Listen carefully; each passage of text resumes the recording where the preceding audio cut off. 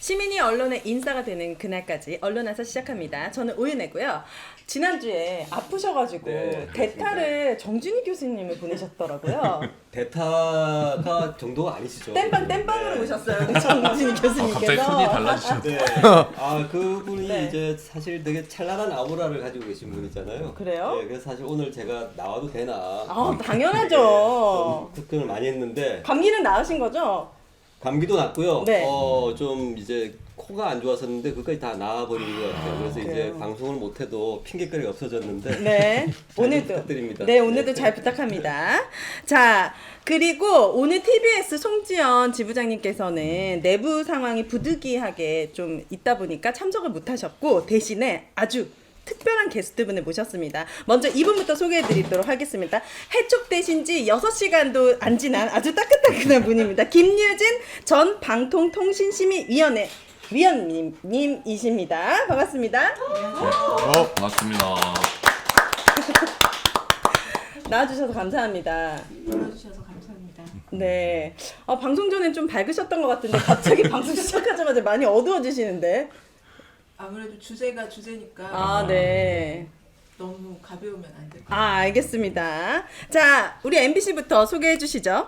네, 언론노조 MBC 본부 본부장 이호찬입니다. 반갑습니다. 네. 예, KBS 본부 비상대책위원장 강상훈입니다. 네, 반갑습니다. 네, YTN 지부장 고한성입니다. 네, 반갑습니다. 그리고 우리 김유진 위원님까지 오늘 이제 네 분을 모시고 여러 가지 얘기를 해볼 텐데, 한 주 동안에도 역시나 언론에서는 네. 많은 일들이 있었습니다. 한 주 동안 큰 티에서 무슨 일이 있었는지 KBS부터 얘기해 보도록 하겠습니다. 오늘 경찰서 다녀오셨다고. 예. 뭐 사고 치신 거 아니죠? 제가 뭐 워낙 지금 경찰서 고소고발이 너무나 지금 많이 들어가 있어서 네. 오늘은 영등포 경찰서 집중 수사팀에 이제 조사를 받고 왔습니다. 네. 내용은요, 저희가 그 더 라이브, 그다음 주진우, 그다음 최강 경영 같은 네. 박민 사장 취임 이후에 너무나 폭력적으로 그때 벌어졌던 프로그램 폐지와 하차 네. 관련해서 저희가 이제 방송법 위반으로 네. 박민 사장, 편성본부장, 라디오 센터장 그리고 성명의 불상자 여기에 뭔가 위력을 미쳤을 만한 누군가 네. 그렇게 고발을 했고요. 네. 그 고발인 조사를 이제 받고 왔습니다. 그래서 충분히 잘 설명을 했고요. 이런 부분들 그래서 사실 뭐 고발인 조사 같은 거 없이도 뭐 될 줄 알았나 봐요, 회사 측은. 그래서 오늘 제가 3시간 넘게 조사를 받고 왔다고 얘기하니까 지금 회사 측에서 좀 엄청나게 좀 긴장하고 있다는 얘기를 좀 들었습니다. 경찰이 그렇군요. 좀 성실하게 조사를 하던가요? 네.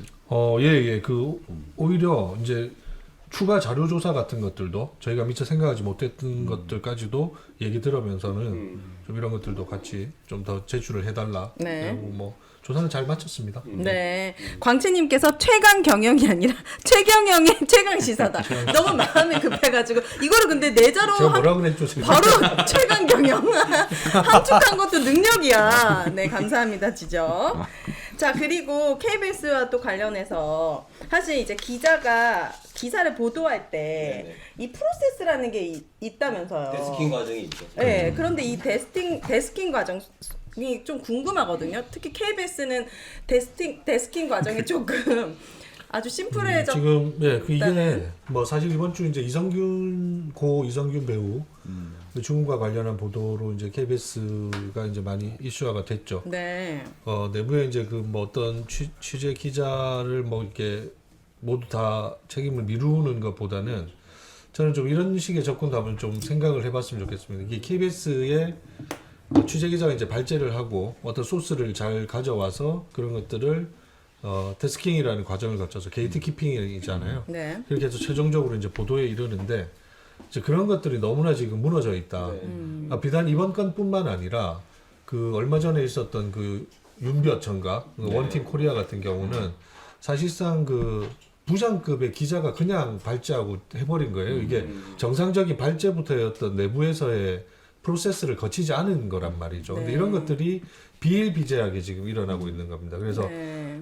지금 모든 웬만한 신문사 같은 경우도 취재기자 바이라인뿐만 아니라 네. 그 데스킹의 그 에디팅도 이 저기 실명제를 지금 많이 도입하고 있지 않습니까?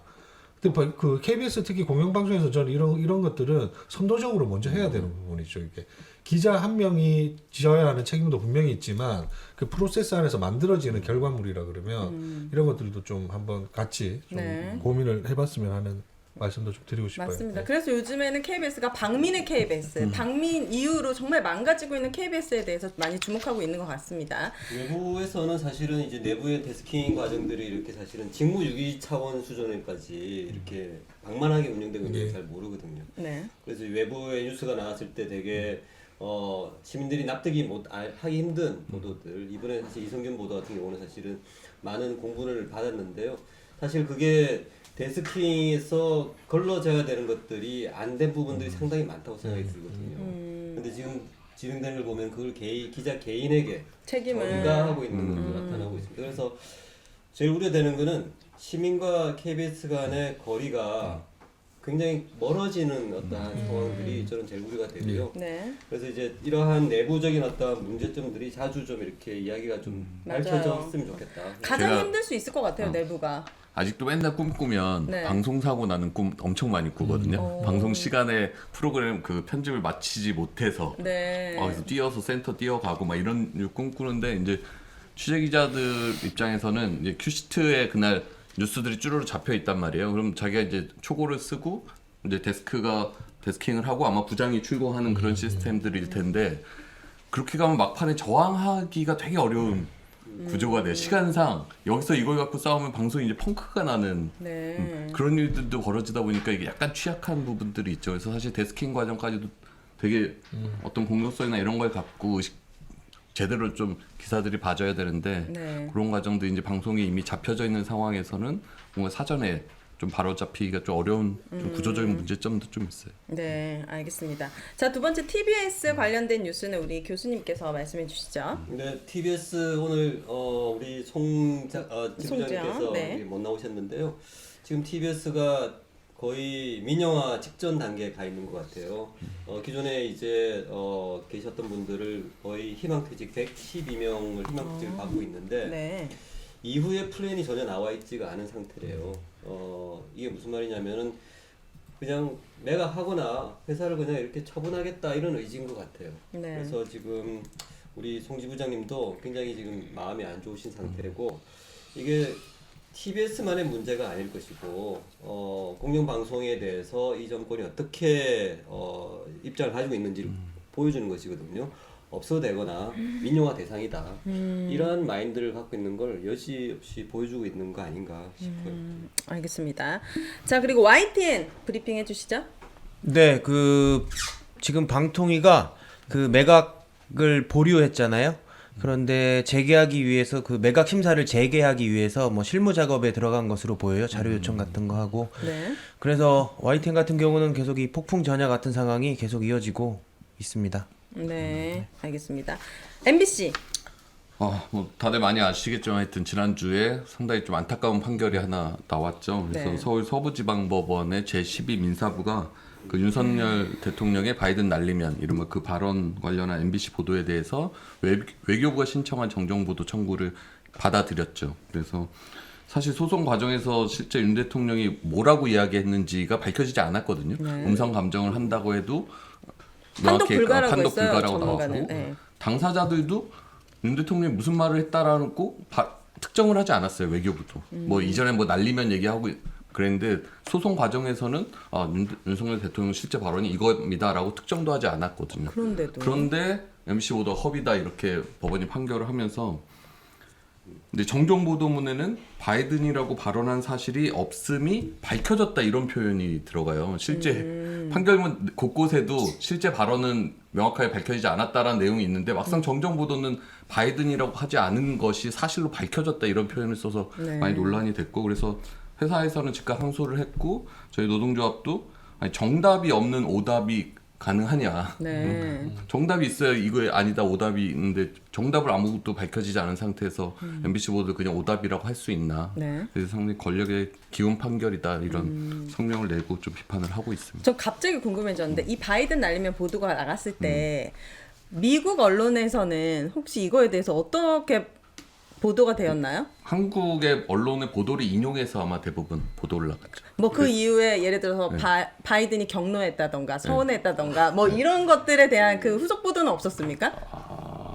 의식까지 그때 못 챙겨본 것 같아요. 죄송해요. 그래요. 죄송해요. 죄송할 건 아니고 이게 바이든만 아니면 되는 거잖아요. 지금 보니까. 미국과 바이든이 없으면 뭐 되는 트럼프는 거였던 것 괜찮아요? 같아요. 트럼프가 안 되는 거잖아요. 그죠? 네. 되게 저도 판결문을 봤는데 네. 더 이렇게 이상한 게 있는 것 같아요. 판결문의 주요 내용이 이거였던 것 같아요. 그렇게 말했을 리가 없다 이렇게 요약할 수 있는 것 같습니다. 왜냐하면 이런 말이 있었거든요. 발언 장소, 시간, 배경 이러한 것들이 그런 이야기를 할 그것이 아니었다라고 하는 게 판결문에 되어 있어요. 그리고 현장에 있는 박진 외교부 장관이 그런 이야기가 아니었다라고 말했기 때문에 MC가 틀렸다 이런 거죠. 이게 정말 납득하기 힘든 말인데요. 말도 안 그렇게 되는. 말했을 리가 없지 그분이 대통령께서 그런 공개에서 네. 외교장관도 그렇게 아니라고 하잖아. 그러니까 MC는 틀렸어. 이게 판결문의 내용이라는 것이죠. 이게 원고의 주장을 대부분 인용한 것인데요.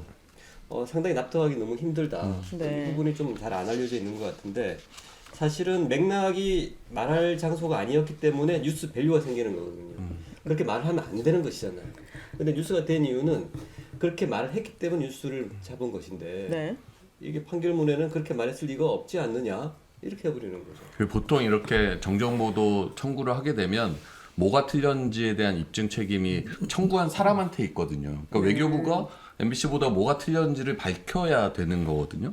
근데 이거를 재판부는 뭔가 과학적 사실에 대한 판결, 뭐 광우병 관련 판결까지 해서 이게 사실 무슨 광우병 수준의 과학적인 이게 오갈 내용이 아니잖아요. 그러니까 대통령이 그렇게 얘기했고 그걸 들었고 들린 대로 그냥 보도한 네. 거란 말이에요. 근데 이걸 과학적 사실에 관한 어떤 판결로 좀 더 복잡한 판결이냐 만들어 버리면서 네. 입증 책임을 보도한 쪽도 같이 뭔가 반반씩 져야 된다. 약간 이런 논조로 해가면서 네. 이제 판결이 좀 나온 게 좀 안타까운 부분이 있고 그래서 이게 결론적으로 계속 그날 이제 대통령실이 이제 입장도 내고 했는데 그래서 기자들이 대통령실에 물어봤거든요. 그럼 대통령 실제 발언이 뭐냐? 네. 그날도 대통령실은 명확하게 얘기를 안 했어요. 그냥 이번 판결에 이번 판결은 네. 이번 판결에서 가장 중요한 부분은 정정 보도를 인용했다는 겁니다. 그래서 아까 첫 번째 질문했던 그 대통령의 정확한 발언이 어떤 것이었는지 궁금하다 했더니 네. 그 모든 걸 포함해서 법원에서 판결을 내린 겁니다. 이런 식으로 약간 동문서답식으로 대응을 하거든요. 그러니까 저희 입장에서 사실 이게 너무 좀 안타까운. 이게 과학적인 게 필요합니까? 논리적인 게 필요합니까? 귀만 들리면 가능한 문제인데. 그 모든 게 요즘 없는 시대에 살고 있어서. 그리고 저는 전문가가 판독 불가라고 얘기한 것도 이분 직업을 내려놔야 돼요. 이거 너무 심각하다. 아니면 아니고 기면 긴 거죠. 어떻게 판독 불가라고 얘기할 수가 있는 겁니까? 근데 이제 음성 분석이라는 게 뭐 쉽지 않은 부분이 있을 수는 있다고 생각을 하는데 뭐 전문가니까 뭐 법원이 받아들여서 감정한 사람이니까 근데 어쨌든 판독 불가인데 사실이 아니다라고 밝혀졌다 이렇게 정정보도를 하라고 한다는 게 그 우리가 도저히 용납이 안 돼. 예전에 이제 무슨 저기 좀 형사 사건 일어나는 현장에 네. DNA 같은 것들은 이제 기술이 발달하지 못해서 네. 그 유죄를 네. 입증하지 네. 못한 것들이 있잖아요. 네. 저는 이게 시간이 흘러서 네. 꼭 우리 기술의 발전과 함께 이게 무슨 기술의 발전까지 필요해요. 분명하게 이건 밝혀질 당황스럽네. 거다. 이 역사가 아마 심판하게 될 겁니다. 이런 것들. 이 정도 기술이면 아마 하반기에는 나오지 않을까. 네. 자, 정정 보도를 해야 되는 MBC. 이 판결이 미칠 언론계의 영향도 궁금합니다. 예. 뭐 일단 이러한 부분을 입증 책임을 이제 언론인에게 돌리는 거잖아요. 그래서 이제 입증에 대한 부담감이 이제 바로 기자 개인한테 가겠죠. 이제 그래서 비판 언론에 대한 위축이 예상이 된다라고 이제 말씀들을 하고 계신데 네. 저는 조금 다르게 생각합니다. 이미 자기 검열이고 위축 보도는 일반화되어 있는 상태가 아닌가 지금 시대가. 왜냐하면 이제 이러한 관행이 지난 2년 동안 계속 증가해 오고 있거든요. 네. 그래서 이제 향후 미칠 어떤 영향은 비판 언론의 역할이 더 커졌다. 그리고 이제 비판 언론들이 이러한 판결과 사법적인 어떤 부당함 속에서 이제 무엇을 해야 될지에 대한 인식이 더 커지지 않을까 이런 생각이 좀 들고요. 그리고 시민들도 이전보다 훨씬 더 언론에 대해서 비판적으로 바라볼 수가 있지 않을까 이런 게 이제 제 생각입니다. 그래서 언론계 자체에 미치는 영향보다도 언론에 대한 시민들의 생각과 이제 비판 언론의 책임 이런 것들이 좀 더 커질 것 같아요. 이 판결과 MBC로 관련해서 보면은 네. 지금 김 의원님 잘 아시겠지만 네. 이제 방통심의가 이걸 심의를 하다가 이제 판결 결과를 보겠다고 약간 보류를 했거든요. 그러니까 1심 판결인데 확정 판결도 아니고 이제 대법까지 가야 이제 확정이 되고 그때 정정 보도를 하게 되는 거거든요. 네. 만약에 이제 패소를 하면. 네. 근데 이제 방통심의가 지금 1심 판결만 갖고 중징계로 나아갈 가능성이 높고 당장 국민의힘 의원들이나 이런 쪽으로 방통심의가 중징계라 이렇게 압박을 하고 있거든요. 네. 그리고 관련해서 경찰 수사도 약간 그냥 결론을 안 내리고 지금 계속 뭉개고 있었어요. 근데 이 재판 결과로 인해서 경찰 수사가 좀 다시 재개돼서 뭔가 MBC에 대한 공격이 좀 이어지지 않을까 하는 좀 우려들이 좀 있는 상황이고 네. 전 하나 더 말씀드리고 싶은 건 이게 MBC가 처음에 보도할 때 대통령이 욕설과 비속어를 사용을 했다라는 부분을 지적한 게 되게 핵심적인 부분인데 재판 과정에서 이 새끼들이 국회에서 이 새끼들이 이거는 인정이 된 거거든요. 그러니까요. 이 판결문에도 그 부분은 당사자 사이에 다툼이 없으므로 이하에서는 XX 한다 이렇게 돼 있어요. 그건 괜찮은데. 그러니까 다툼이 없었던 거예요. 그리고 국회에서 이 새끼들이는 음성 감정을 통해서도 확인이 된 거예요. 네. 그럼 이건 왜 사과 안 하죠? 그리고 비속어 논란이라고 우리가 했던 건 쪽팔려서였거든요. 그 쪽팔려서도 다 감정이 돼요. 이 욕설과 비속어를 사용했다는 건 확인이 된 거예요. 대통령이 음성 감정을 통해서도. 근데 대통령실은 이런 거는 싹 빼고 바이든이냐 아니냐만 갖고 MBC 보도가 허위다라고 지금 프레임을 짜서 그렇게 쭉 빠져나가잖아요. 그러니까 이 부분도 좀 상당히 문제다. 만약에 대법까지 가가지고 정정 보도를 요구합니다. 네. 근데 MBC에서 정정 보도 안 하면 받게 되는 그러면 이제 아마 법원 판결에 이행 강제금이라고 해서 언제부터 이제 만약에 보도를 안 하면 뭐 하루당 뭐 몇백만 원 이런 얼마씩. 식으로 강제금이 붙어요. 그럼 그래서 그냥 아마 작게 해버리면 안 돼요? 아니 그뭐그 또 형식까지 고지를 해서 뭐 뉴스에서 네. 어디에 어떻게 하라는 것까지 나와 있는 거거든요. 아 진짜요? 아 진짜 자괴감. 판결문 앞에 보면은 어떻게 방송을 해라고 네. 이렇게 문구가 딱 정해져 있어요. 아 그래요. 그 정정 궁금합니다. 법원이 얘기한 정정 보도문에 바이든이라고 말한 사실이 없다고 밝혀졌다 이렇게 써 있어서 지금 문제라는 거거든요. 알겠습니다. 지금 제가 실시간 채팅 보고 있는데요. 더 많은 분들이 오셨을 때 제가 공개하도록 하고요.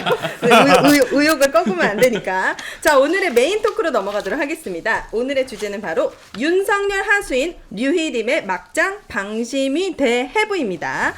자, 윤석열 하수인 류희림의 막장 방심인데 6개의 키워드를 준비해 보았습니다. 키워드 첫 번째, 비밀 유지 의무 위반.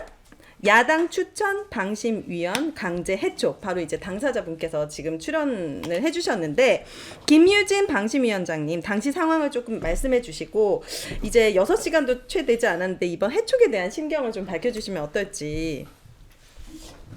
사실 저는 지난 9월에 이제 유림 위원장이 네. 위원장이 된 이후에 연내를 넘길 수 있을까? 내가 그런 생각을 계속 하고 있었습니다. 그래서 그 사이에 이제 뭐 잘 알려지지는 않았지만 저에 대해서 이런 그 꼬투리를 잡는 시도들이 또 있었고요. 그래서 저는 주변에 이제 그런 얘기를 좀 했었어요. 아마 연내를 못 넘길 거다. 그래서 건강검진도 잘리면 받아야겠다. 그렇게 생각하고 계속 미루다가 네. 안 잘리는 거예요. 그래서 이게 이제 직원들도 열심히 저항을 하고 있고 그래서 쉽게 못하나 보다라고 네. 생각을 했어요. 그리고 12월 말에 네. 이제 그 이른바 민원 사주 혹은 청부 민원 의혹이 터져 버린 거죠. 근데 저희가 뭐 가만히 있을 수는 없으니까 위원 3명이 회의를 소집할 수 있어요. 근데 네. 지금 야권 위원이 딱 3사람이거든요. 여4, 야3 이렇게 해서 네. 4대 3입니다. 근데 저희가 회의를 소집을 했어요. 전체 회의를 소집을 했고 그 당시에 안건은 첫 번째가 이른바 그 공익 제보자에 대한 색출 시도를 일체 중단할 것. 네, 그다음에 네. 두 번째는 위원회 내부에 이 민원사주 의혹을 진상규명할 수 있는 기구를 만들어서 진상조사를 할 것. 네. 그다음에 마지막으로는 위원들이 모두 대국민 사과를 해야 할 사안이고, 예, 그래서 위원 모두가 대국민 사과를 하고, 그리고 위원장의 개인 의혹에 대해서 자꾸 직원들에게 뭐 법률적인 어떤 이런 그 조력이라든지, 그다음에 자기 입장의 배포라든지 이런 거를 하는 것 같아서 그런 것들을 하지 못하게 하는 이런 정도의 안건들을 준비를 했었어요. 네. 그래서 그게 1월 3일에 전체회의가 열릴 계획이었는데 2시간 전에 갑자기 여권의 4분이 다 일정이 생기셨다는 거예요. 그래서 4명이 안 오면 회의를 열 수가 없거든요. 그래서 회의가 무산이 됐고 그때 기자분들이 많이 오셨는데 이걸 그냥 가시라고 하기가 굉장히 좀 죄송하기도 하고, 그래서 제가 이제 그분들 모셔놓고 오늘 우리는 이러이런 취지로 안건을 제의를 했다. 네. 그래서 안건에 대해서 이제 소개를 좀 했어요. 근데 기자분들이 10명 이상이 계시다 보니 제가 이제 편의상 제가 만들었던 그 안건 제의서를 이제 나눠드렸어요. 네. 그랬더니 이제 그게 비밀 유지 의무의 위반이다라는 건데, 안건 주제를 나눠준 것이 네, 그 안건을 발의한 그 취지나 이런 것들을 이제 나눠드렸는데, 네. 조금 설명드려야 될 게, 안건은 원래 그 회의 전에 다 공지가 됩니다. 그래서 출입하는 기자분들은 오늘 어떤 안건이 올라올지 다 알고는 계세요. 그래야 뭐 취재를 갈지 말지 판단하니까요. 그렇죠. 다 알고 계시고, 그 다음에 회의가 열려서 그분들이 이제 방청을 하시거든요. 기자들이. 그래서 방청을 하게 되면 모니터에 저희가 보는 똑같은 이제 회의 자료를 모니터에 띄우기 때문에 회의 자료도 기자분들이 다 보실 수가 있어요. 그래서 그 회의 자료는 결코 뭐 기밀이라 할 내용이 없었습니다. 네. 그리고 제가 사무처에서 만든 최종 회의 자료를 드린 게 아니라 제가 제의를 위해서 만들었던 자료를 드린 거예요. 그래서 엄밀히 말하면 위원회의 공식 문건도 문도 아니네요. 아니었습니다. 근데 이제 그거를 비밀 유지 의무 위반으로 이제 문제를 삼은 거고, 또 하나가 회의 진행 방해인데, 요거는 이제 조만간 회의록이 그 위원회 홈페이지에 올라올 거예요. 근데 그때가 바로 지난 화요일, 1월 8일 화요일이었는데, 네. 그 회의가 유일임 위원장에 대한 청부민원 의혹이 폭로되고 나서 처음 열리는 그 방송 소위원회였어요. 그리고 2024년 첫 회의였기도 했고요. 네. 근데 그런 상황에서 제가 의사진행 발언을 안 할 수가 없잖아요. 왜냐하면 이미 입장으로 유일임 위원장은 의혹만으로도 사퇴해야 마땅하다라고 주장을 했는데, 방송 소위의 위원장을 또 맡고 계세요, 이분이. 그건 뭐예요? 소위 소위가 전체 회의가 있어요. 있고 전체 소위원회. 회의는 모든 위원들이 참여하는 것이고, 네. 방송은 방송 심의만 하는 곳이에요. 네. 근데 거기는 5명이 들어가게 되는데 여 3, 야 2 이렇게 들어가요. 근데 보통은 위원장이 맡지 않는 것이 관례예요. 그런데 유일임 위원장은 자기가 직접 가짜뉴스를 잡겠다고 소위 위원장을 맡았어요. 네. 그래서 소위 위원장을 맡아서 심의를 하는 것에 대해서 제가 의사진행 발언을 하면서, 위원장은 이러이런 의혹을 받고 있는 상황에서 사퇴해야 마땅한데 방송 심의를 하는 것은 말이 안 된다. 더더군다나 소위의 위원장을 맡아서 심의를 하면 그 심의 결과는 정당성을 얻을 수가 없다. 네. 라는 요지의 얘기를 했고요. 네. 그리고 나서 이제 유일임 위원장이 좀 반발을 했죠. 그리고 첫 번째 안건이 하필이면 그 의견 진술 안건이었어요. 네. 이 의견 진술이라는 건 뭐냐면, 보도의 문제가 심각해서, 프로그램의 문제가 심각해서 법정 제재를 해야 되는데, 법정 제재 같은 중징계를 하려면 최소한 방어권을 한 번은 줘야 된다라는 취지로 방송사에서 제작진을 부릅니다. 네. 그래서 우리는 너를 법정 제재하려고 하는데 소명할 수 있으면 해봐, 이런 기회를 주는 자리거든요. 그래서 그때 MBC가 또 이제 나오게 됐어요. 네.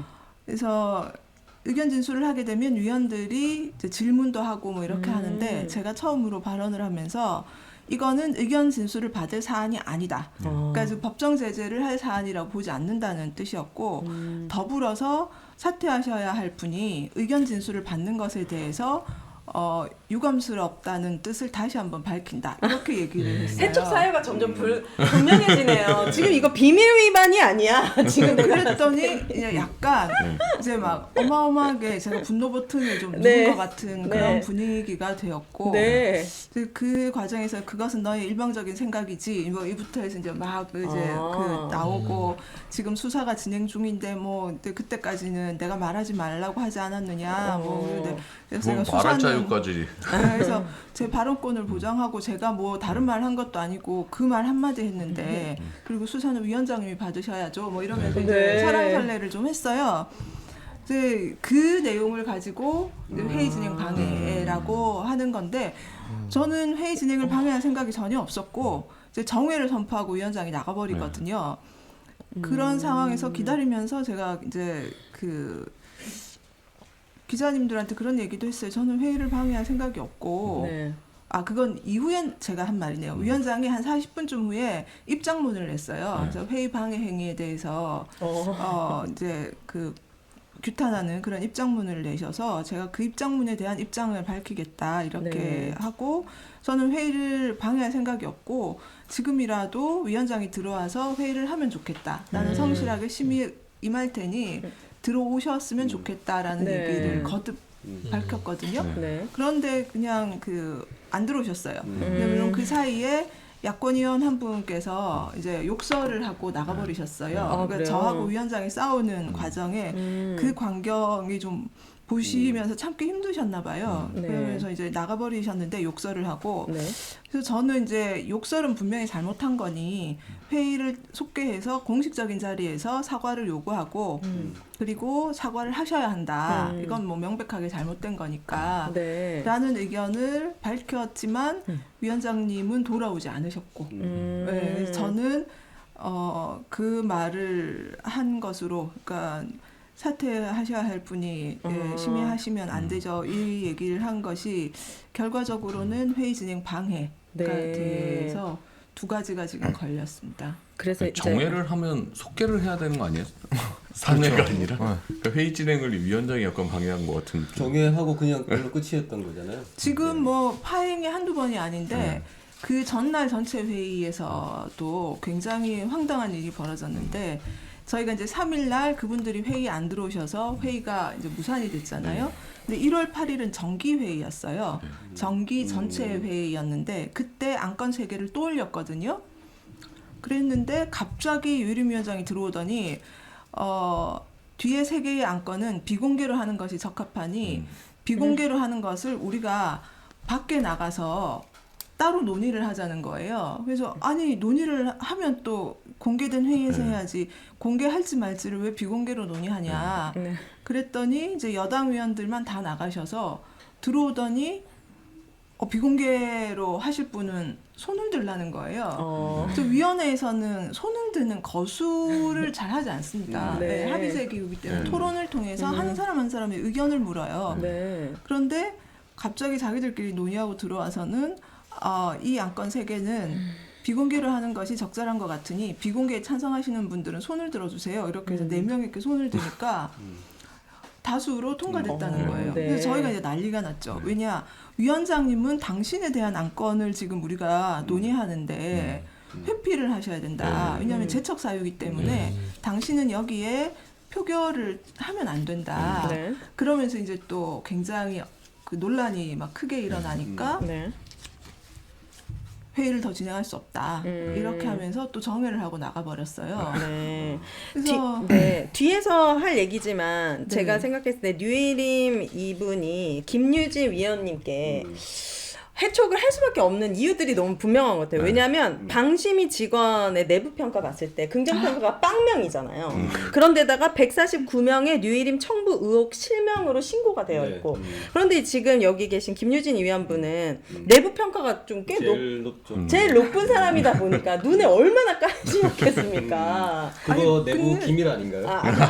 아니 근데 그거 나오기 전이었어요. 이 내부 평가가 또 나오기 전이어서 뭐 그렇다기보다는 그 유일임 위원장은 지금 그 제가 이제 저의 그냥 추정인데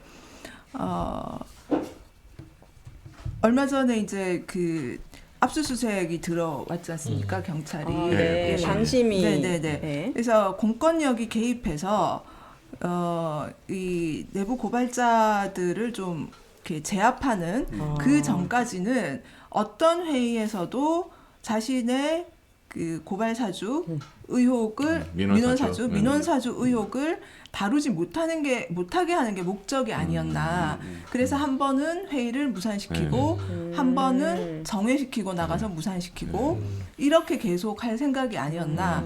그런데 제가 방송 소위에서 당신은 나가야 돼요. 이 얘기를 또 하니까 안 그래도 화가 났는데 이제 다른 의원이 욕설을 하니까 굉장히 좋은 호재를 만난 거죠. 근데 이 사태가 없었다고 하더라도 아마 어떤 회의에서도 자신의 의혹과 관련된 거는 다루려고 하지 않았을 거다. 언제까지 적어도 공익제보자가 색출되어서 어떤 공권력이 개입해 들어오기 전까지는. 그래서 아마도 그런 식의 나름의 전술을 짰던 것이 아닌가. 절차가 전반적으로 너무 폭력적인 거. 네. 위원님은 지금 이 일을 몇 년 하셨던 거예요? 저는 임기가 3년인데 지금 6개월 조금 넘게 남았으니까요. 네, 2년 한 5개월 정도 한 것 같습니다. 과거에도 이렇게 정권이 바뀌거나 할 때도 이렇게 무리하면서까지 민원 사주라든지 이런 일들이 있었습니까? 민원 사주는 듣도 보도 못한 거예요? 민원 사주가. 처음입니까? 기발한 아이디어입니다. 상상을 초월한 네. 상상을 초월한. 제가 대신 사과드릴게요. 왜냐하면 유일임이 그렇죠. YTN 출신, 네, YTN이 배출한 빌런이라. 근데 유일임 씨가 사실은 1985년에 KBS로 입사를 했습니다. 그 얘기를 또 알고 있었어요. 그래요? 물론 기자 생활 대부분은 YTN에서 보냈는데 이분이 YTN에서도 유명했어요.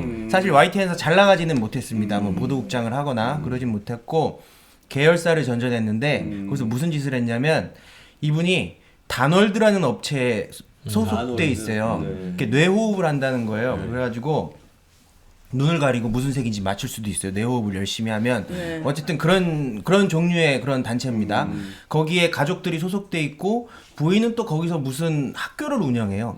또 YTN 계열사에 가서 그 학교를 홍보하는 보도를 20여 차례를 합니다.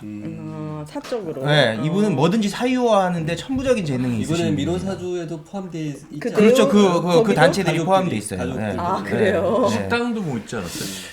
그 누님이 또 누님이 나오니까. 누님이 대구 어딘가에서 대구가 경북 어딘가에 식당을 하시는데 그것도? 이 시대의 참 맛집으로 이렇게 그 YTN 자회사 YTN 디지털 센터 같은 데 가서 이렇게 홍보를 했어요. 그때 노조에서 문제 제기를 했거든요. 왜 이게 말이 되느냐. 그때 유일이 뭐라고 진짜 맛있어서 그랬다. 이 시대에 참. 자기 누나. 이건 진짜 맛있는 집이라서 어쩔 수 없었다.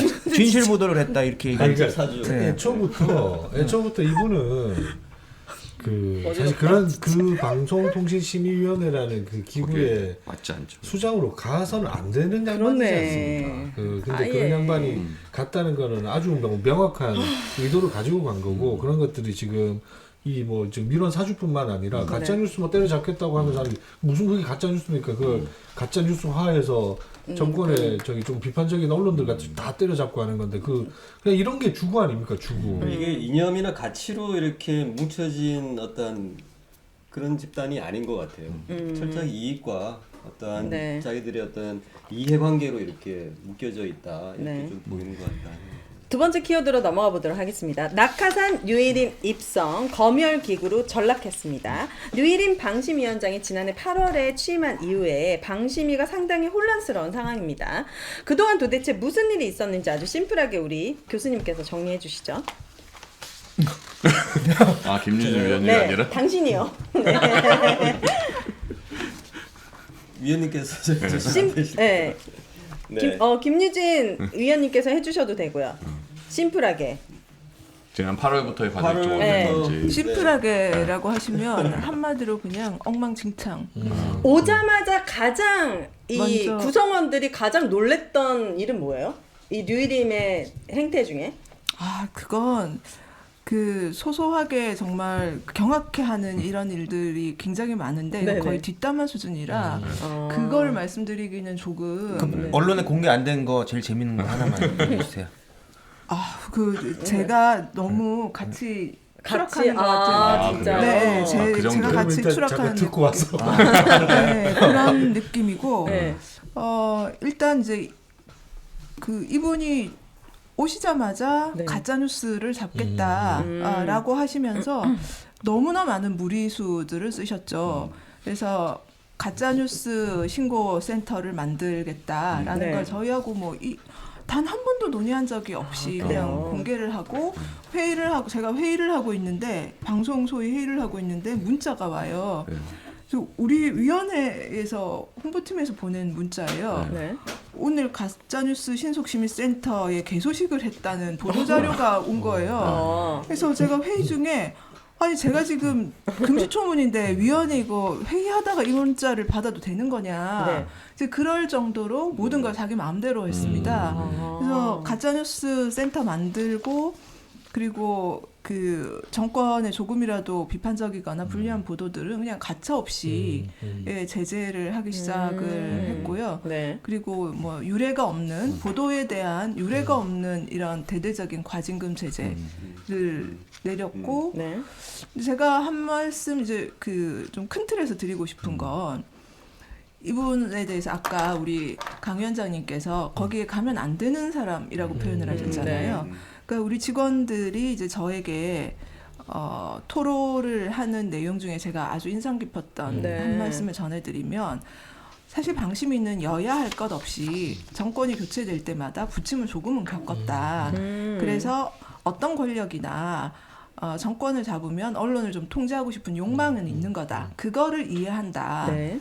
그리고 그것 때문에 다수가 된 쪽은 어느 정도 무리수를 쓰기도 하고 그런 것들을 많이 봐왔기 때문에 웬만하면 자기들은 이해를 하는데 유일임 위원장은 그 도를 넘어도 너무 넘는다는 거예요. 예를 네. 들면 과거에 보수 정권들이 방심위에 10을 요구한다. 그러면 방심위원장은 그래도 그 조직의 책임자니까 6이나 7 정도를 들어주고 3에서 4 정도는 이렇게까지 나가면 안 된다라고 해서 막아줬다는 겁니다. 네.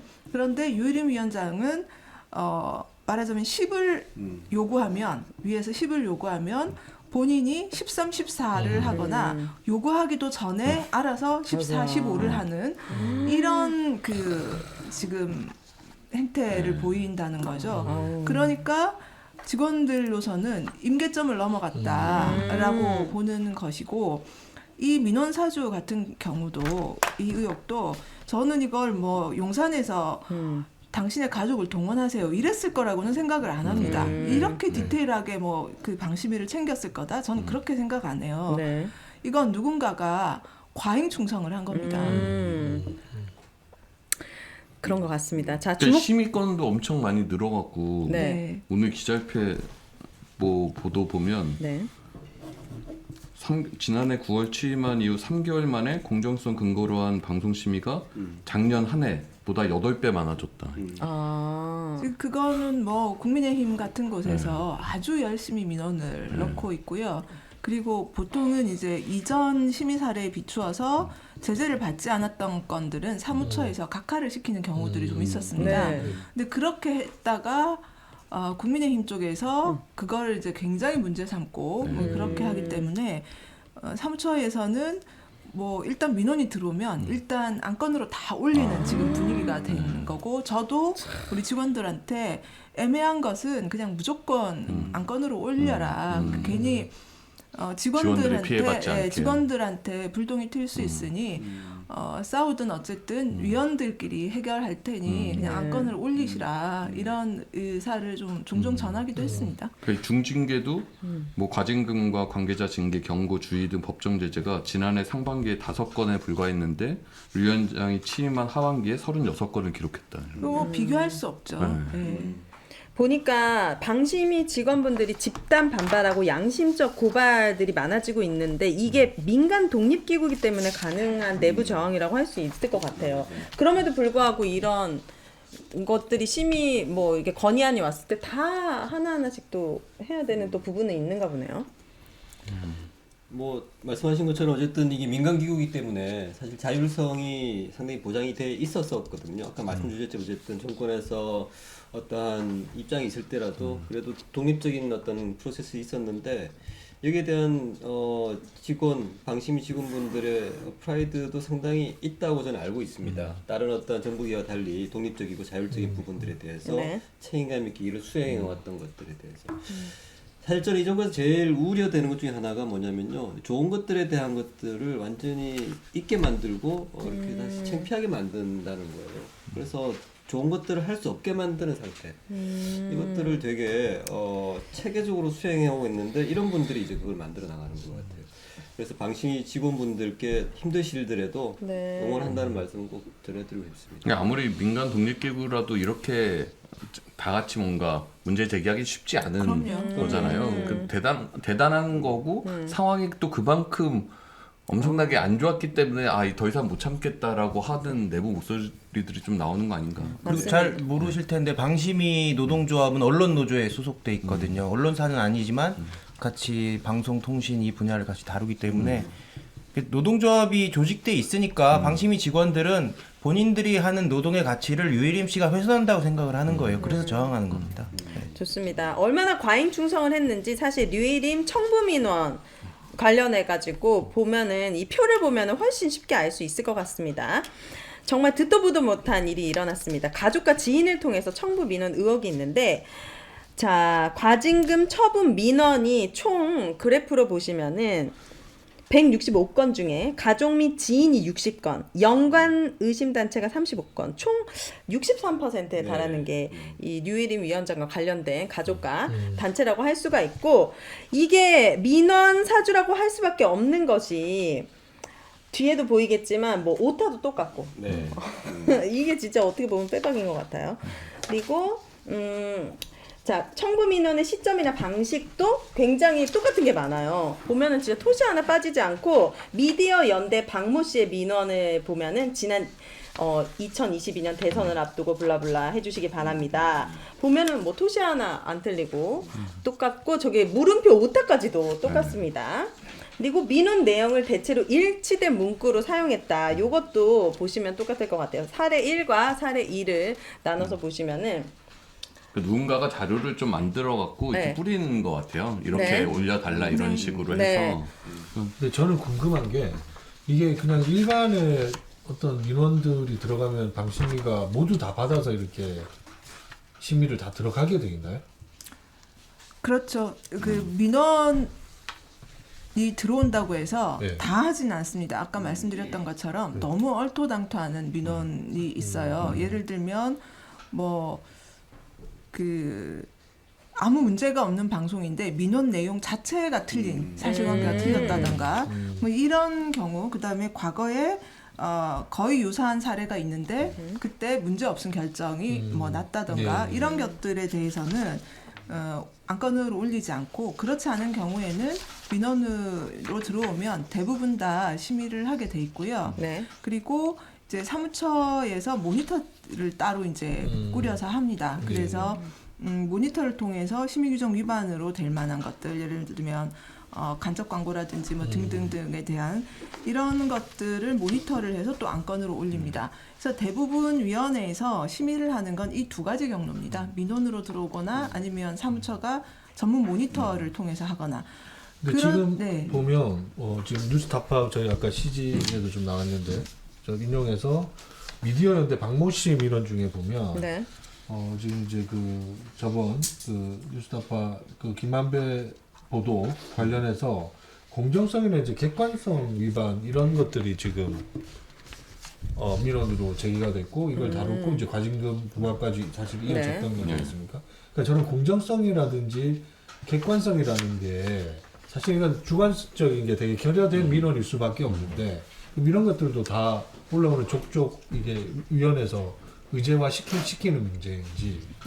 민원인이 조항을 주장한다고 해서 그 조항을 그대로 적용하지는 않습니다. 그래서 사무처에서 검토를 해서 민원인은 예를 들어서 뭐 공정성 위반이라고 올렸으나 검토를 해보니 이것은 유사 사례에 비추어 공정성으로 심의하기는 부적절하면 다른 조항에 해당되면 다른 조항으로 올리고 그렇게 올라와도 또 위원들이 이 조항은 아닌 것 같다.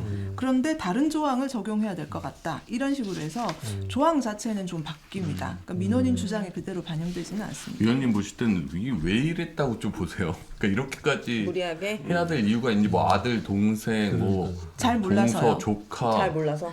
왜냐하면 네. 이 심의는 방송사당 한 사람씩만 민원을 넣어도 민원할 수 그러니까 심의할 수 있는 겁니다.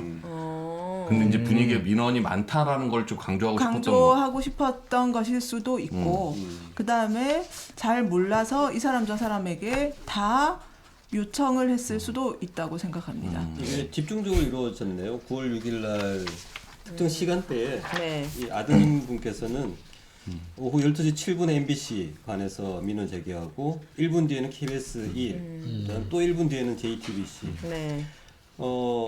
이렇게 집중적으로 하다 보면은 민원이 채택될 가능성이 높아지지 않을까 싶거든요. 그런 착각을 하실 수 있는데 네. 한 명이 민원을 넣어도 심의는 합니다. 그래서 지금 팁을 주시면 왜냐하면 불필요한 지금 민원을 쏟아서 넣어서 오히려 눈에 띄게 되는 거죠. 그래서 예를 들면 동생분 같은 경우에는 돌림자이고 성도 희귀한 이제 유씨고 하기 때문에 눈에 의심을 확 살 수밖에 없는. 드러날 수밖에 없는데 불필요한 일을 그렇네. 한 거고 네. 잘 납득이 안 됩니다. 네. 오타까지도 뭐 컨트롤 C, 컨트롤 V 했으니까요. 그러니까요. 자, 키워드 4로 넘어가 보면은 청부 민원이 가져온 결과는 결국에 지난 11월 이 청부 민원들을 근거로 뉴스타파 보도를 인용한 방송사에 최고 수의 징계를 부여하게 되었습니다. KBS에는 3천만 원, YT에 2천만 원, JTBC 3천만 원, MBC에는 뉴스데스크 PD 수첩 따로따로 해가지고 4,500, 1,500 이렇게 징계 과징금을 부과했는데. 이렇게 과징금을 방송국에 부과하면은 각 방송사에서는 어떤 영향과 리스크가 있는 걸까? 실제 이렇게 결정이 되면 이제 저희가 방송사들이 이제 몇 년에 한 번씩 제어가 심사를 받거든요. 이때 감점 요인이 돼요. 그래서 지금 이제 뭐 650점이란 거의 밑으로 가면 뭐 조건부 제어가든 다시 뭐 제어가 거부든 이렇게 될 수 있거든요. 근데 거기서 그 점수라는 게 되게 조금 한 차이로 통과하냐 마냐 이렇게 돼요. 점수들이 되게 세분화돼 있어서. 근데 이렇게 크게 중징계 받아서 감점을 받으면 제어가 심사에서 되게 심각한 영향을 제허가 미치죠. 심사. 예. 네. 과징금 금액 자체 문제는 절대 아니죠. 네. 사실 그럼 과징금도 뭐 네. 크죠. 4,500만 원 센 돈, 1,500만 6천만 원 나가야 되는 거니까. 작은 근데 돈은 그보다도 아니지만, 네. 예, 심사에서 근데 저는 요 조금 다른 관점으로 좀 한번 말씀드리는 게 네. 이거 매우 지금 수를 잘못 둔 것 같아요. 유일임이. 왜죠? 뭐냐면 KBS 같은 경우가 그 박민 사장 체제 들어오면서 첫날 취임하고 바로 그때 4대 저기 오보에 대한 국민 사과 방송을 했지 않습니까? 거기에 그 뉴스타파 보도가 들어가 있었어요. 네. 그리고 요건이 사실상 KBS로 지금 과징금을 부과받은 거지 않습니까? 자, 그런데 MBC하고 동일하게 저희가 지금 지난주에 그 방통위로부터 요거 이제 고지대상 시행하는 거, 그 과태료 고지서 이게 송부를 받았어요. KBS가. 네. 박민의 KBS가 받은 상태인데 네. 지난주 금요일 날 요 고지 자체를 좀 집행정지 해달라. 그걸 제기를 했고 이게 또 받아들여졌어요. KBS가 제기를 했고 그걸 제기를 했고 받았고. 이제 받아들여졌단 말입니다. 네. 자, 그러면 이제 재심이라는 것도 같이 신청을 했습니다. 그럼 재심 결정을 언제 어떻게 내려줄지는 모르겠으나 재심 결과가 어떻게 나오든 간에 만약에 재심 결과가 불리하게 나온다 하더라도 행정소송을 또 갈 수 있단 말입니다. KBS가. 그렇죠. 네. 행정소송을 당연히 가야죠, 사장이. 네. 이게 행정소송을 가지 않으면 배임의 여부가 발생할 수 있는 네. 거지 않습니까? 현재 박민혜 사장은. 네. 그래서 저는 이거 외통수다. 그렇잖아요, 이게.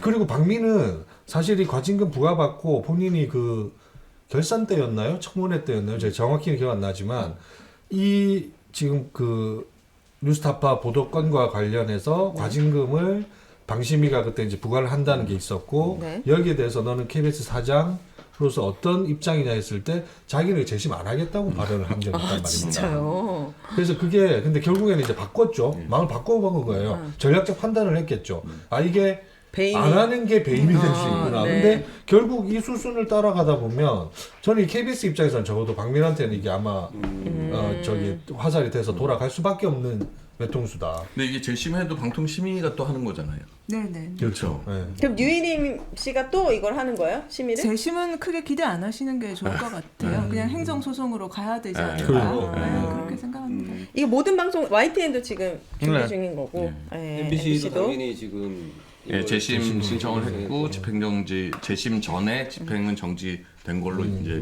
받아들여졌는데 네. 말씀하셨듯이 재심과도 똑같이 방통심의의 그 위원들이 재심을 할 테니까 이 결과가 바뀌거나 그럴 가능성도 없어 보이죠. 이게 종결된 사건으로 인식하면 안 되는 거고. 그렇죠. 네. 네. 이리나마님께서 이 방송 너무 좋다, 내용이 너무 좋다라고 말씀해 주셨습니다. 혹시 감사합니다. 들어오신 지 얼마나 되셨는지 궁금하지만 너무 좋다 생각하시면은 이제 공유도 많이 해주시고 소문도 좀 많이 내주시기를 혹시 자신감 있게. 5분밖에 안 되시진 않았나.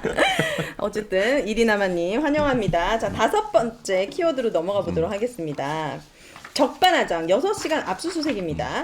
청부 민원의 의혹으로 조사받을 사람은 류일임 본인입니다. 그런데 저도 이 기사가 가장 어이가 없었어요. 경찰은 적반하장식으로 제보자 색출을 위한 방심위 위원분들을 상대로 압수수색을 진행한 거죠. 그렇죠. 이게 지난주인가요? 아니, 엊그제. 있었던 게? 엊그제죠. 엊그제인가요? 엊그제. 예, 이번 주입니다. 이거는 아니 근데 저 요거 관련해서 꼭 드리고 싶은 말씀이 이게 2014년 11월에 혹시 기억나실지 모르겠는데 14년이요? 2010년 전에 네. 정윤회 문건이라고 네. 세계일보에서 정윤회 문건을 폭로했어요. 정윤회 씨가 최순실의 전 남편입니다. 그 당시에 박근혜 청와대에 있던 문고리 3인방을 통해서 국정농단했다는 내용의 문건이 폭로가 됐는데 네. 이게 문제가 되니까 당시 박근혜 청와대가 어떻게 덮었냐면 국가 기밀을 유출했다. 그 문건을 유출한 놈을 잡는다. 그래가지고 뭐 박환찬 씨나 뭐 조홍천 현 의원 다 그렇게 된 거거든요. 네. 이게 문제를 기밀 유출 같은 걸로 덮는 게 요번에 방심위에도 똑같이 적용이 됐어요. 이게 이 사건의 본질은 유일임 씨가 가족과 지인을 동원해서 민원을 청부했고 그로 인해서 엉뚱한 심의가 이루어지고 뭐 방송사들이 제재받고 그런 거잖아요. 근데 누가 개인 정보를 유출했느냐 이걸로 지금 경찰이 수사하잖아요. 이게 웃긴 게 지난 10일에 조선일보에서 단독 기사가 나와요. 이게 단독 기사 내용이 그겁니다. MBC랑 뉴스타파로 방심이 내부 정보가 대량 유출됐다. 그래서 경찰이 수사에 나섰다. 그러고 나서 일주일이 안 돼서 바로 경찰이 압수수색한 거예요. 제가 볼 때는 이거는 기술이다. 그러니까 말이 안 되죠. 이거 진짜 이거는 청부 민원이 맞는지부터 일단 밝혀야 될 거 아니에요. 이렇게 정말 엄청난 정황들이 뭐 그냥 의혹 수준이 아니라 구체적인 네. 증거로 해서 증빙이 되고 있으니까 아마 아뜨거에서 더 정보 유출로 가겠죠. 근데 네. 이거 사실 국민들 너무 무시하는 이거 형태 자체가 아닌가 사실 싶어요. 불법적인 성격을 갖고 있죠. 왜냐면 제보자는 이제 특별법에 의해서 보호받게 되어 있거든요. 이제 그거 상관없이 이제 네. 이런 내부 뭐 비밀을 유출했다고 하는 합의법을 가지고 이렇게 하는 그럼 이게 약간 처벌하겠다는 불법적인- 의도보다는 겁주기인 거예요? 처벌도 실제적으로 하겠죠. 하려고 제출을 하겠죠. 법원에 가서 어떻게 해서- 판결 받을지 아, 모르겠지만. 일단 특성이 뭐냐면요, 발화자를 내용과 상관없이 발화자를 이렇게 억압을 하는 게 특성이에요. 그러니까 네. 발화자의 어떤 발언이나 어떤 의도나 이런 것들의 정당성이나 사실 여부와 상관없이 네. 너 말을 했지, 너 잘못한 거야 해서 바로 이제 발화자를 처벌을 하는 거죠. 그렇게 해야지만 이후에 또 발화를 못하게 할 수 있는 효과가 있거든요. 잘못을 먼저 안 하면 되잖아요. 그러니까 말입니다. 잘못은 어떤 게 잘못된 거지? 잘못. 아니 민원 사주를 안 하면 되잖아요. 방금 천재라고 하셨습니다. 아니 발화 원인을 엄청 2년 동안 제공해 놓고 발화한 사람을 탓하면 어떡합니까? 그 정도 생각을 하면 이제 방심위원장이 못 되시는. 아 그런 거죠. 이게 이 정부에 가장 필요한 사람이 사실은 공익 제보자들의 역할이 너무 중요한데 사회적으로 보호를 해줘야 되는 부분이. 네. 이거는 이 부분은 어떻게든 보호 받아야 되고. 이게 개인정보 유출로 이렇게 엎어치는 게 이게 진짜 나쁜 기술인데 2014년 얘기를 또 하면 그때 정윤회 문건이 그 최순실 국정농단 사건의 전주곡 격이었어요. 그때 박근혜 정권이 제대로 그걸 정신 차렸으면 그렇게 비참한 최후 안 맞았을 겁니다. 근데 이번 지금 윤석열 정권도 똑같은 짓 하고 있고요. 네. 아마 말로는 비슷할 겁니다. 그러니까 이 사람 입장에서 류일의 입장에서 생각을 해봐도 최소한 네. 그럼 자기가 만약에 사주를 안 했다라고 하려고 하면 그래도 어쨌든 자기의 아들 무슨 조카 뭐 동서 뭐 동생 이런 사람들이 민원 사주를 해서 충분히 의혹을 살 만한 상황에 대해서는 사과를 해야 될 거 아니에요. 그거는 뭐 유감이든 그러나 뭐 나는 관여하지 않았다가 사실 이 사람 입장에서 보면 빠져나갈 수 있는 그 정도 아닐까 싶은데 그것도 안 하고 그것조차도. 아예 뭐 민원인 개인정보에 대해서 언급하지 않겠다라고 하면서 그냥 뭉치고 지금 경찰 수사로 가는 거 아니에요? 네. 그게 그 저도 왜 저렇게 변명조차 네. 안 할까라는 네. 생각을 했는데 변명을 하기에는 너무 비상식적이어서 그 언급을 하는 것 자체가 본인에게 불리하다라고 생각하는 것 같고요. 변명이 안 될 거다라고 그렇죠. 왜냐하면 생각하는 사실 거죠. 저도 그 위원을 하면서 저와 친한 뭐 지인들, 친구들 그리고 저의 가족과 친인척들 제가 위원 됐다고 했을 때 뭐 그러냐 축하한다 이렇게 이제 하신 분들도 네. 방통위하고 방심위를 구분 못 하세요. 맞아, 여전히 맞아. 굉장히 정치 고관여층이 맞아요. 제 맞아요. 친구들도 네.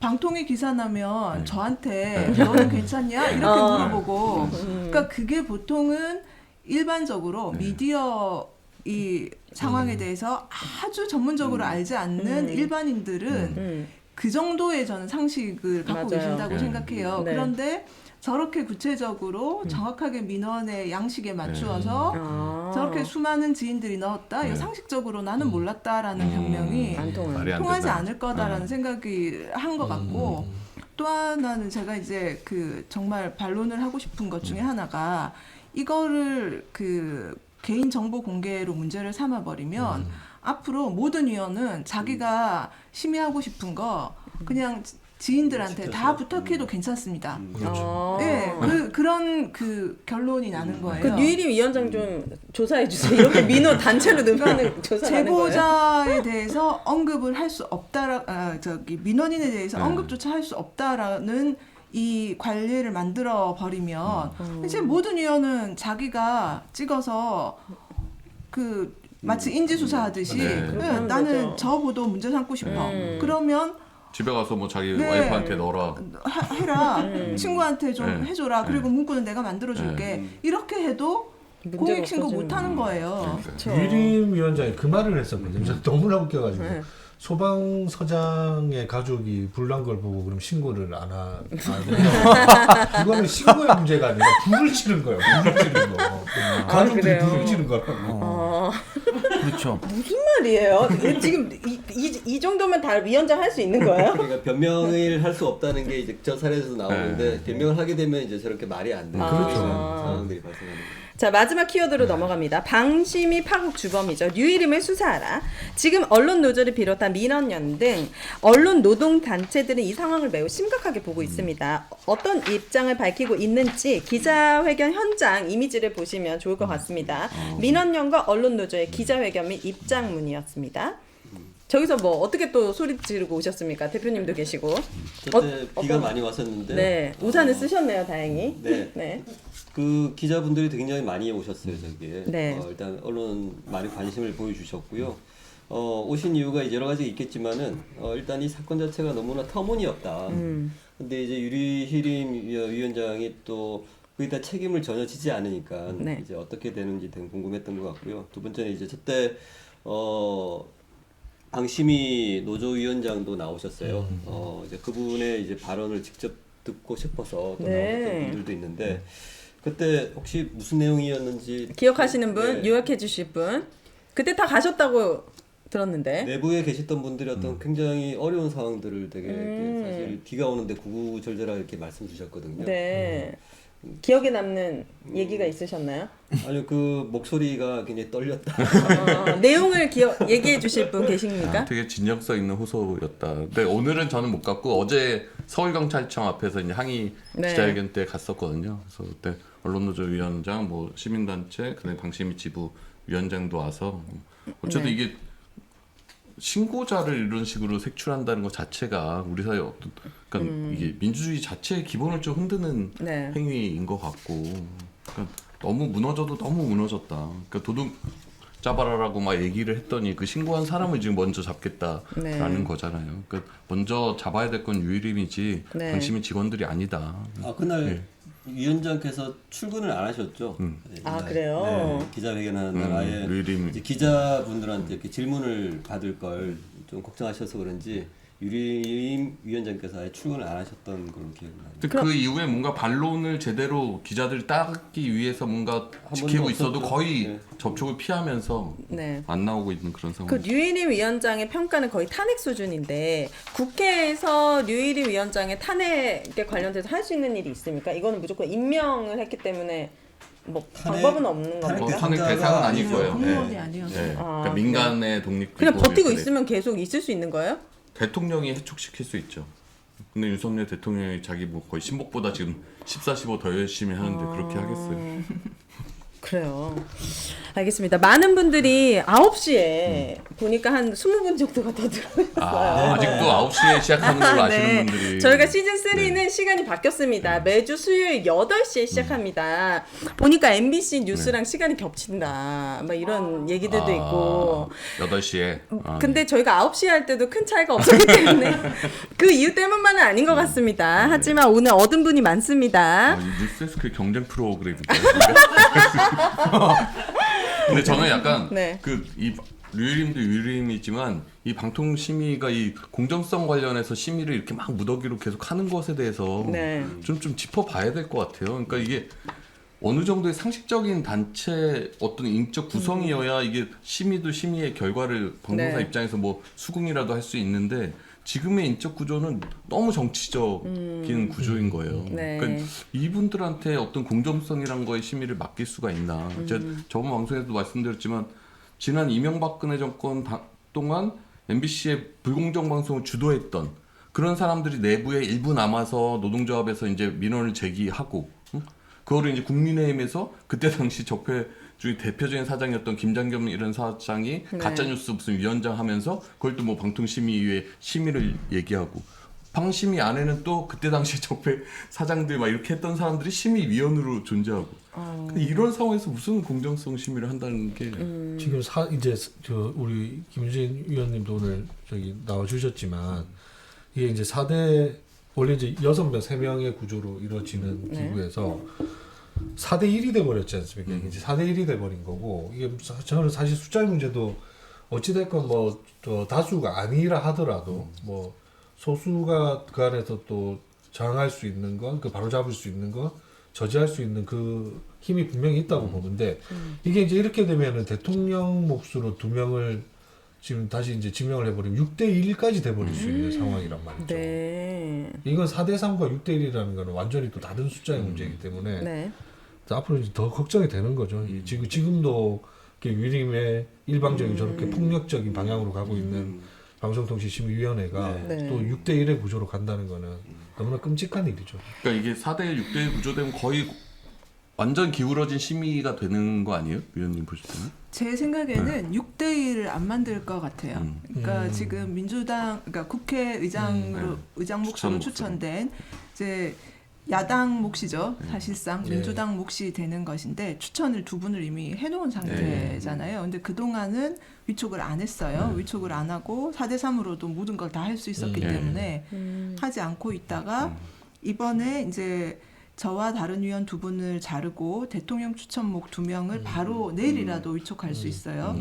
근데 그랬을 때 이제 정치적 부담도 있을 수 있고 그다음에 현실적으로 소위를 구성하기가 힘들어요. 네. 5명 있으면요. 그러니까 여당만 4대1로. 있으면 예를 들면 지금 그 윤성옥 의원 한 분 나오셨는데 이분이 이미 소위 2개를 하고 계세요.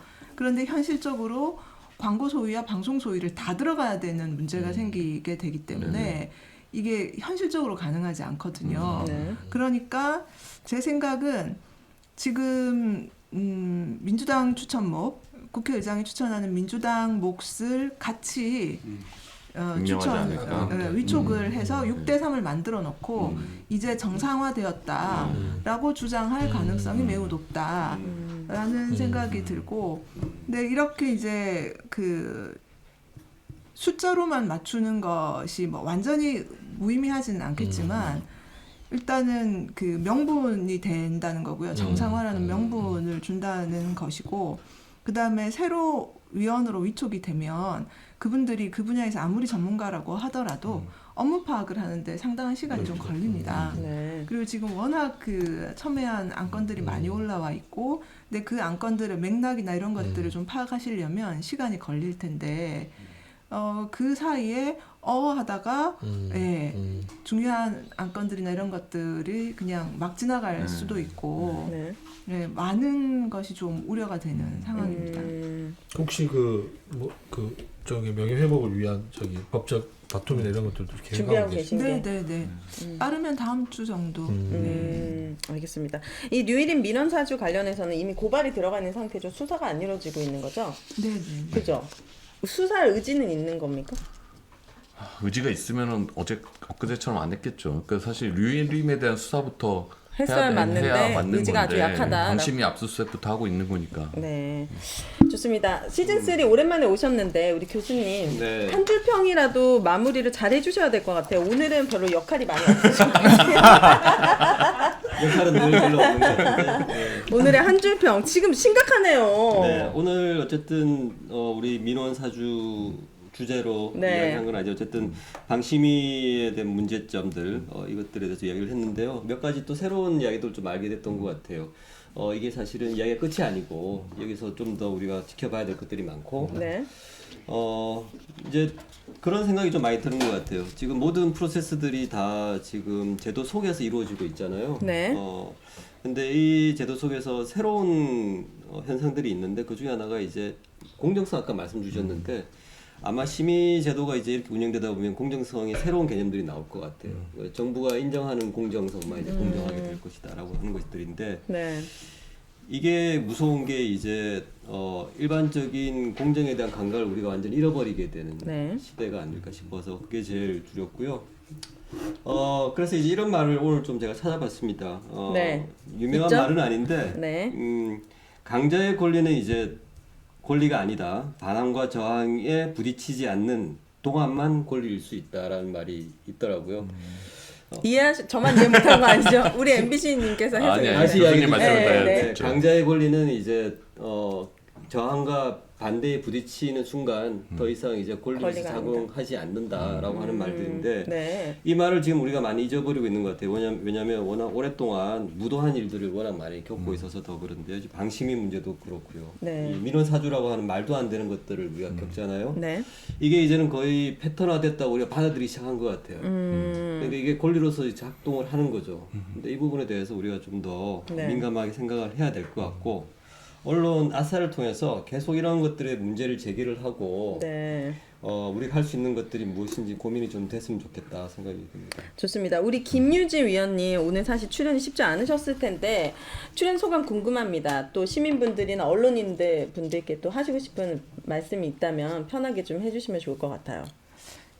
사실 저는 제가 해촉된 것에 대해서는 소위 말하는 타격이 1도 없습니다. 네, 왜냐하면 늘 준비하고 있었고 네. 뭐 언제 돼도 이상하지 않다. 그래서 저 해촉 건의안 하려고 회의 소집했을 때 주변에 뭐 직원들도 그렇고 기자분들도 그렇고 해촉 겁만 주고 해촉 못 시킬 거예요. 다들 그렇게 얘기했어요. 네. 근데 아니에요. 해촉 시킬 거예요. 아직도 이 정권을 모르세요. 그러고는 그 전날 이미 입장문을 다 준비를 해서 네.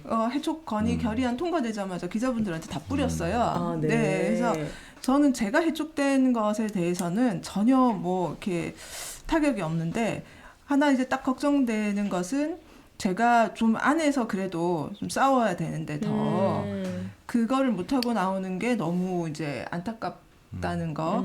그리고 부탁드리고 싶은 건 오늘 이제 위원장님들 다 나오셔서 노조 활동 뭐 다 잘 아시겠지만 지금 방심위 노조가 저 정도 하는 거 어마어마한 거잖아요. 그죠? 그래서 지금 이 상황으로 계속 가면 네. 분명히 공익제보자 색출합니다. 저는 그렇게 보고 네. 색출해서 굉장한 탄압을 가할 것으로 생각이 드는데 이건 그 연대 투쟁을 해주시는 게 저는 의무라고 생각을 합니다. 이 방심위를 이렇게 지키지 못하면 방송사들이 직접적으로 다 타격을 입으실 거예요. 이미 타격 입고 예, 있죠. 그래서 그 저는 다른 방송사 노조들의 연대는 의무다 이렇게 생각을 하고 있고 시민들께서도 그동안 잘 모르셨겠지만 네. 방심위 직원들이 정말 고군분투하고 있다. 좀 아시고 다양한 방식으로 좀 응원을 해주셨으면 좋겠다. 가장 직접적인 응원은 뭐가 있을까요? 우리 시민분들이 해줄 수 있는 응원이요. 아 이거를 제가 얘기를 하면 또 문제가 될 수도 있을지 아, 그래요? 모르겠는데 누가 그러면 교수님이 얘기해봐요. 말씀하시려고 아시는 하고. 분이 좀 얘기해줘봐요. 오늘 직접적인 응원이 전 좋아요. 제가 역할이 없었다고 오늘 벌 얘기해보세요. 주시는 것 같은데 네. 그 연대라는 말씀 주셨는데요. 이 연대라는 말을 이제 영어로 보면 솔리데리티인데 이게 어원이 이게 연대 책임이에요. 그러니까 공동 책임. 네. 뭐냐면 이게 저희 모두의 문제라고 생각을 해야 될 것 같아요. 그래서 직접적 응원을 할 수 있는 방법은? 그래서 제 질문은 그거거든요. 갑자기 왜 영어를 하고 있는 거예요? 네. 모르시는 거죠? 김현이 말씀하려고 아, 그러셨어요. 해주실 수 있어요? 혹시 아니 제가 또 난감하실까 이러저런 방법을 제안하면 사주를 했다, 뭐 이렇게 선동을 한다 이렇게 또 할 것 같아요. 그러기엔 실시간이 미비해서 네네, 사주를 그렇죠. 하기에는 네네. 뭐 이렇게 뭐 게시판에 응원글이나 뭐 뭐 이런 건가요? 하다못해 예 댓글이라도 적극적으로 달아주시고 아니 뭐 후원금 같은 것도 낼 수 있나요? 노조에 뭐 그런 거 하시지 않을까요? 아. 네. 방법을 전혀 물품이라도. 몰라가지고 네. 방심위가 있는지도 몰랐는데 방심위 노조가 있는 것도 오늘 처음 알았고 이걸 모르는 분들이 많으니까 많은 걸 오늘 배우셨네요. 오늘 그러면. 아주 네. 많은 걸 배웠습니다. 하여튼 정말 큰 일들을 하고 계실 것 같아요. 네, 응원합니다. 맞아요. 막판에 파이팅 하십시오. 네. 그래도 함께 하여튼 어느 분이요? 막판에 우리가 이제 네. 오늘 뭐 언론 아싸 이렇게 하지 말고 네. 뭐, 아, 응원합니다. 네, 응원합니다 이렇게 마무리하는 걸로. 우리 YT의 와주라 시민 주주운동 계속 되고 있죠? 그렇죠. 민원 사주가 아니라 네. 주식 사주라. 네, 주식 사주라. 지금 지난주에 고한석 본부장님 재밌고 유익한 방송 고한석 지부장님 존재감이 대단했다. 댓글. 응원합니다. 이렇게 메일도 왔다고 합니다. 이게 네. 연대하는 거예요. 네, 많은 분들이 정말 시민이 쑥스러워하시는 언론의 인싸가 되는 그날까지 그리고 방심위 노조분들께도 우리가 정말 응원하고 지지하고 그 분들이 고군분투하고 있다. 네. 요거를 꼭 잊지 않았으면 좋겠습니다. 오늘 나와주셔서 너무 감사드립니다. 응원하도록 하겠습니다. 네. 네, 여러분 감사합니다. 저희는 다음 주 수요일 8시에 돌아오도록 하겠습니다. 감사합니다. 감사합니다. 아유 고생하셨습니다.